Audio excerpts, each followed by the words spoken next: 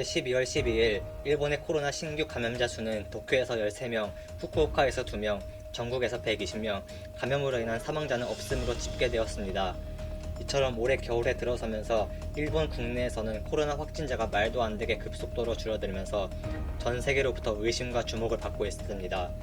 전 세계 다른 나라들과 너무나도 다른 일본의 현재 감염자 통계를 접한 국제사회로부터 일본을 향한 통계 조작 의심이 쇄도하고 있습니다. 도대체 현재 일본에서 무슨 일이 일어나고 있는 것이며 앞으로 일본의 코로나 확진자 추세가 어떻게 전개되어 갈지 살펴보도록 하겠습니다.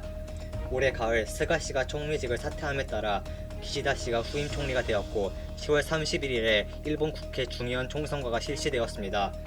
기시다 씨를 필두로 한 자민당은 코로나 방역을 최우선 과제로 삼겠다는 깃발을 흔들며 선거운동에 나섰고 내각이 교체되고 중의원 선거가 자민당의 승리로 종결됨과 동시에 일본의 코로나 확진자도 쥐죽은 듯이 사라져버린 것입니다.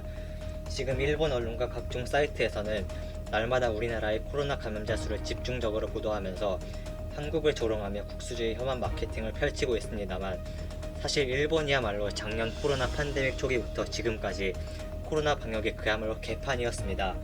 최근 한 달 정도를 제외하면 오히려 약 2년간의 코로나 시대의 대부분의 기간에 있어서 오히려 일본 측의 일일별 감염자 수가 훨씬 많았습니다.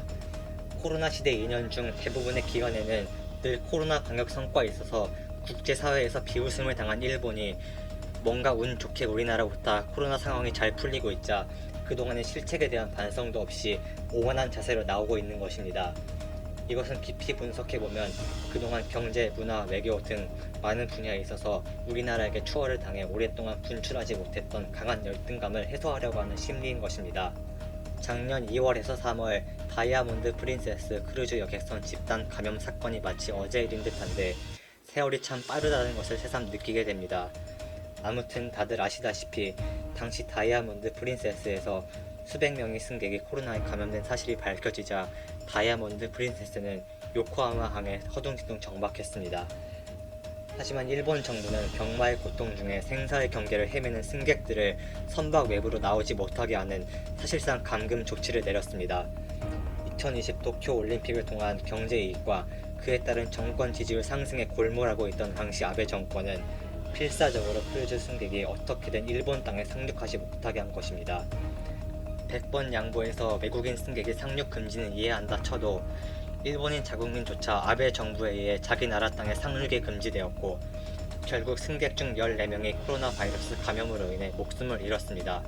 그 후 일본은 다이아몬드 프린세스 크루즈호의 감염자 수를 일본 국내 감염자 수에 포함시키지 말라고 WHO의 정치적 로비를 펼치며 $10,000,000를 기부했고 돈을 챙긴 WHO는 일본 항구에서 발생한 감염자 수를 일본 내 통계치에 포함시키지 않는 코미디 쇼를 보여주었습니다.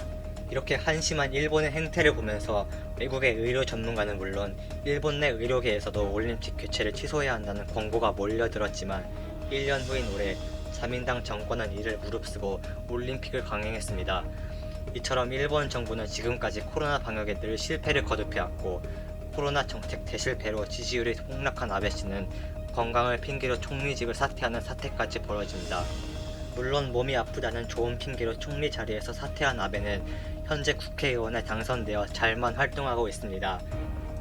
아무튼 올해 여름 도쿄올림픽 기간에는 하루에만 코로나 확진자 1만 명 이상을 달성하고 선수촌에서는 집단 감염이 발생하는 등 세계에서 개망신을 당하는 일본이 이렇게 코로나 감염자가 사라진 것에 국제사회는 불가사의하다는 반응입니다.